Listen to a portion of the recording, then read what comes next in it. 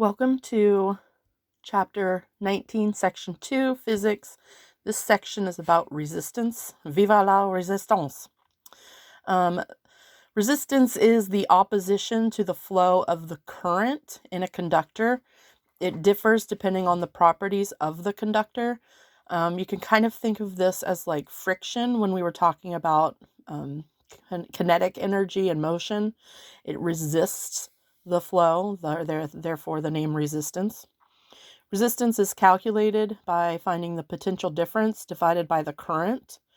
It's measured in a unit called ohms, which is signified here by the letter omega. 1 ohm equals 1 volt per ampere. Ohm scientist, his law states that R is constant over a range of delta V's. So the resistance for a particular conductor will remain the same no matter what the potential difference is. So we can use that formula, and therefore the delta V over I is a constant, and each particular resistor has its own resistance. These materials that follow this law are called ohmic, O-H-M-I-C, they're ohmic. When plotting delta V versus I versus delta V, ohmic materials have a steady slope. So the delta V, I'm sorry, I wrote that wrong here. This should be I over V, which equals R. It should be 1 over R for that conductor. So here I just drew a simple plot of I versus V. The blue is one conductor. The reddish brownish color is another conductor, just to show that they have different slopes. So they are different conductors. They have different resistances, and they are both linear functions. For a non-ohmic substance, it would be nonlinear. So for example, it could look something like this. The slope is not constant throughout, so the resistance is not constant. We are going to, of course, assume ohmic, so they will follow this law and this equation unless otherwise stated. The resistance of a particular conductor depends on a couple of different things. The length, so the longer the resistor is, the more resistance it has. The cross-sectional area is the opposite. So the larger the cross-sectional area, the less resistance a conductor will have. So we're thinking of like a wire here. The material itself, different materials have different levels of conductivity.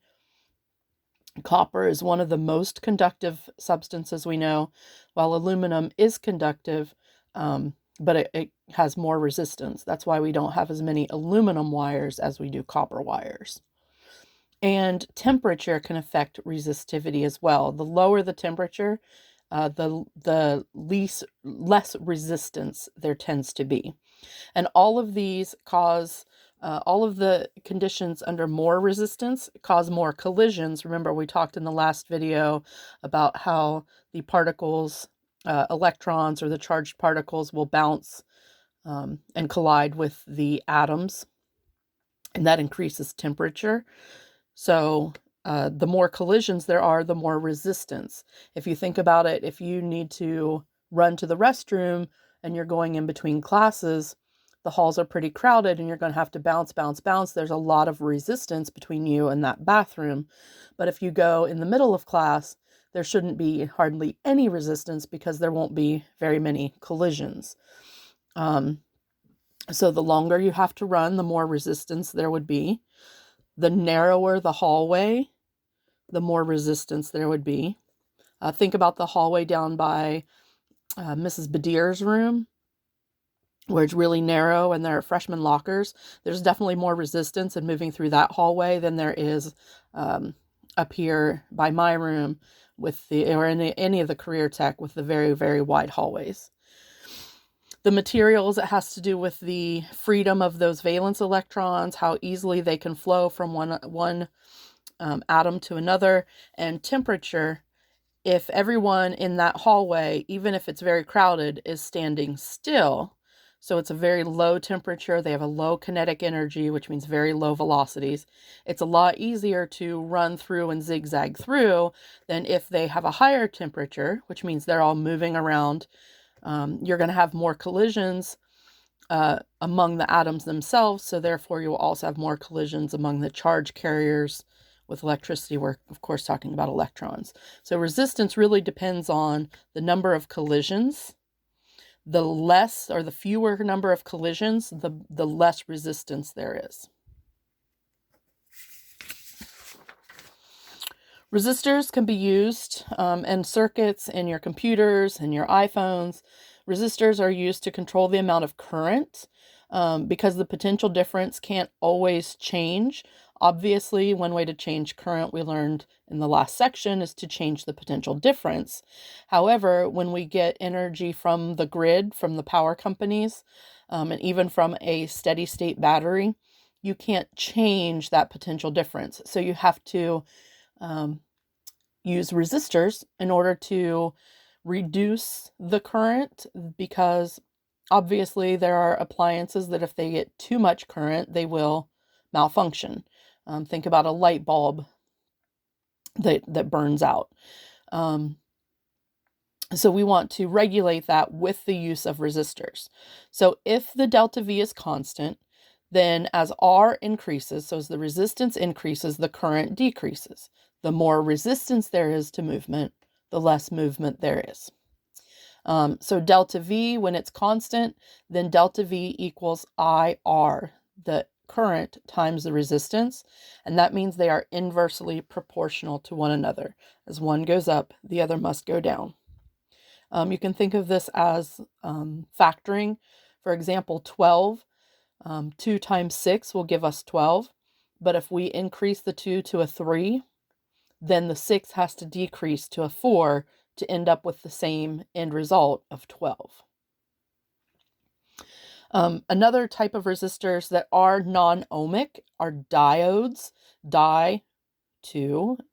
Diode is a non-ohmic resistor which has a small resistance for current in one direction.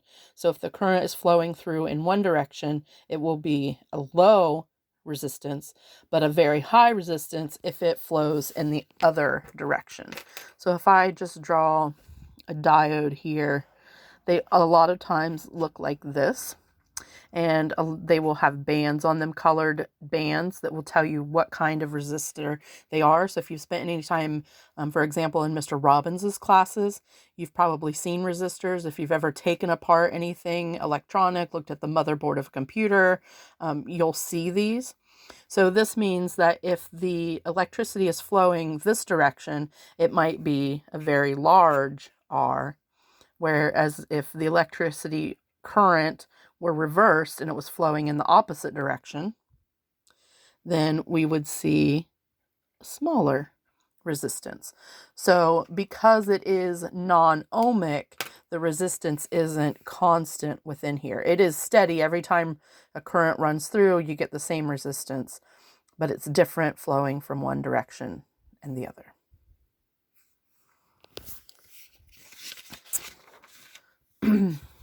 The last little bit of information in this section is about superconductors.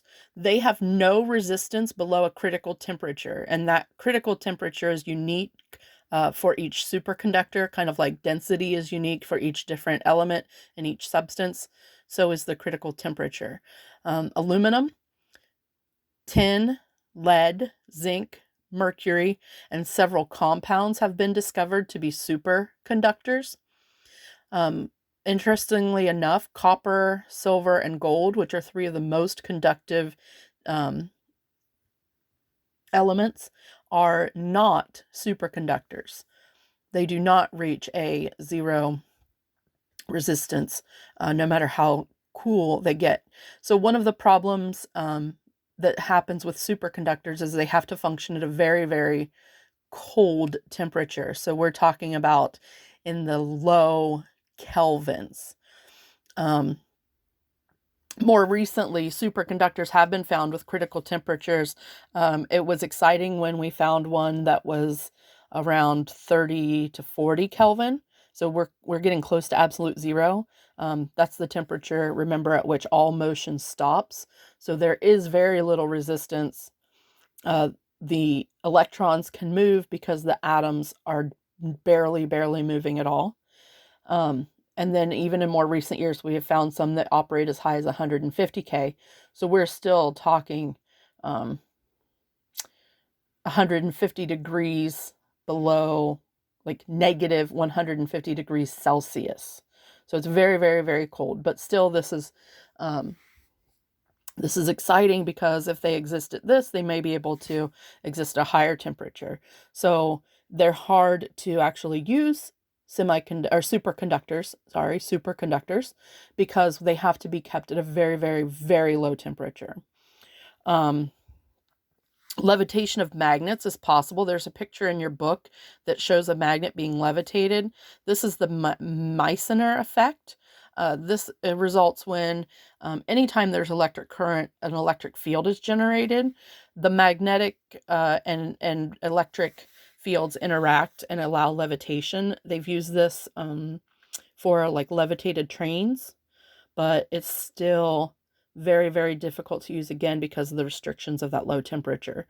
One last interesting thing about it, it's been noted that current can remain moving through the conductor even after the potential difference source has been removed, and it's been observed for years to continue a current.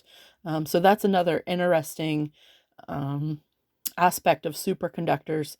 Again, limitations with temperature, but the possibility is there. So there are several researchers across the world who are looking for applications to help with the energy crisis.